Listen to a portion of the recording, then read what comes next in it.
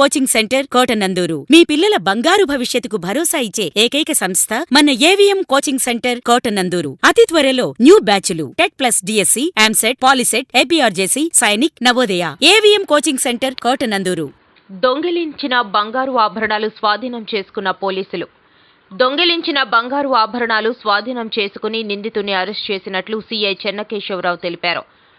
కాకినాడ జిల్లా కోటనందూరు పోలీస్ స్టేషన్లో మీడియాతో మాట్లాడుతూ ఈ నెల 24వ తేదీన బిల్లనందూరు గ్రామానికి చెందిన నిందితుడు బొత్స వీరబాబు అతని పొరుగింటి మహిళ మాతిరెడ్డి గంగయ్యమ్మ ఇంట్లో దొంగతనానికి పాల్పడ్డాడని, ఆమె ఉపాధి హామీ పనుల నిమిత్తం ఇంటికి తాళం వేసి వెళ్లిన సమయంలో ఇంటి తాళం పగలగొట్టి బెడ్రూమ్లో ఉన్న బీరువాని తెరిచి సుమారు 100 గ్రాములు బంగారు ఆభరణాలు దొంగిలించాడని తెలియజేశారు. 26వ తేదీ సాయంత్రం 4 గంటల సమయంలో తాటిపాక గ్రామం సెంటర్ వద్ద ఆర్టీసీ బస్సు షెల్టర్ దగ్గర నిందితుడు అనుమానాస్పదంగా సంచరిస్తుండగా కోటనందూరు ఎస్ఐ రామకృష్ణ నేతృత్వంలో పోలీస్ సిబ్బంది అతన్ని అదుపులోకి తీసుకున్నారని, నేరం జరిగిన వెంటనే కాకినాడ జిల్లా ఎస్పీ విక్రాంత్ పాటిల్ ఆదేశాల మేరకు పెద్దాపురం డీఎస్పీ శ్రీహరిరాజు యొక్క పర్యవేక్షణలో Tuni rural CI G Chennakesavarao పరిరక్షణలో నేరం జరిగిన 48 గంటలలో ముద్దాయిని పట్టుకోవడంతో అత్యంత కృషి చేసిన కోటనందూరు ఎస్ఐ టి రామకృష్ణను, వారి సిబ్బందిని, సర్కిల్ క్రైమ్ సిబ్బందిని ప్రత్యేకించి అభినందించినట్లు తెలియజేశారు.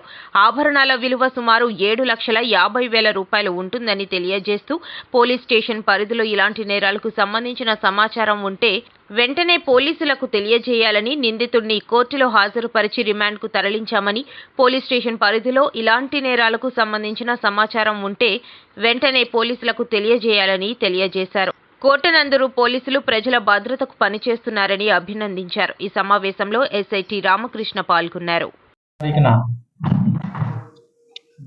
కోటనందూరు మండలం బిల్లనందూరు గ్రామంలో డే టైము వాళ్ళు తాళం వేసుకుని పొలానికి వెళ్ళగా ఇంట్లో సుమారు 100 గ్రాములకు పైగా ఆభరణాలు, గోల్డ్ ఆర్నమెంట్స్ థెఫ్ట్ అయిన ఇచ్చిన కంప్లైంట్ మీద ఇమీడియట్గా కోటనందూరు ఎస్ఐ గారు కేసు నమోదు చేసి దర్యాప్తు చేయగా పాత మొబైల్ వెరిఫై చేస్తే అక్కడ ఉన్న సీన్లో ఉన్న యొక్క ఫింగర్ ప్రింట్స్ని బట్టి బొత్స వీరబాబు అనే అతను కేసు అవడం జరిగింది. అతన్ని ఈరోజు అంటే నిన్న 26వ తారీఖున తాటిపాక జంక్షన్లో బస్ షెల్టర్లో అతను పారిపోవడానికి సిద్ధంగా ఉండగా ఎస్ఐ గారు సిబ్బందితో పట్టుకొని అరెస్ట్ చేసి అతను ఆ రోజు ఇంట్లో ఏవైతే ఆభరణాలు దొంగిలించాడో అది ఇంటాక్ట్ సుమారు 100 గ్రాములు ఆభరణాలని రికవర్ చేయడం జరిగింది. ఇందులో బంగారు పుస్తకాలు, చైను, తర్వాత చెవిదిద్దులు, ఇంకా చిన్న చిన్న రూపులు అవన్నీ కూడా కలిపించి 100 గ్రాములు.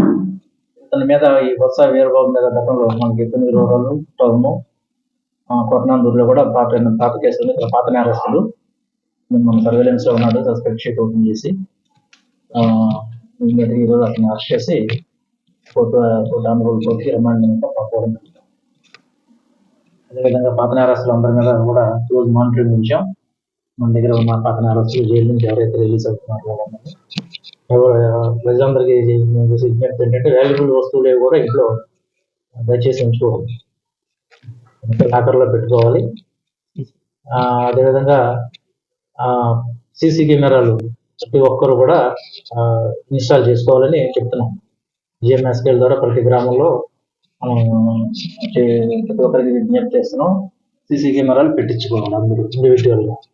అదేవిధంగా గ్రామ పంచాయతీలు కూడా వారి యొక్క పంచాయతీ ఫండ్స్ నుంచి కూడా ఇంపార్టెంట్ జంక్షన్స్ లో సీసీ కెమెరాలు ఇన్స్టాల్ చేస్తే గ్రామంలో ఏ నేరం జరిగినా మనం వెంటనే పట్టుకోవడానికి అవకాశం ఉంది.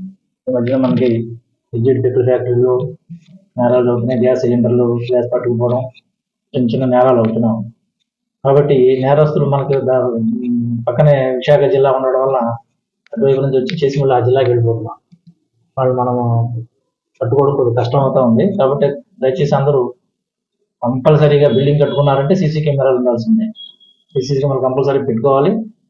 పంచాయతీలు కూడా ఇనిషియేట్ చేసుకుని పంచాయతీ గ్రాంట్స్ నుంచి 30-40 వేలు గ్రాంట్ తీసి ప్రతి పంచాయతీ ఇంపార్టెంట్ జంక్షన్ లో ఎగ్జిట్, ఎంట్రీ, ఊర్లో వచ్చే ప్రదేశం, మళ్ళీ బయటకు వెళ్ళే ప్రదేశంలో కనీసం 2 చోట్ల, ఊర్లో జంక్షన్ లో 1 చోట, 3 జంక్షన్స్ లో సీసీ కెమెరాలు పెట్టించాలని మేము సర్పంచులందరికీ కూడా రిక్వెస్ట్ చేస్తున్నాం. అదేవిధంగా సర్పంచులు కూడా మేము ఆ విధంగా ఒక రిక్వెస్ట్ కూడా పంపిస్తున్నాం త్రూ MDOs ద్వారా 3 మండలాల్లో అది కూడా ఇన్స్టాల్ చేయాలని చెప్తున్నాం మీ ద్వారా.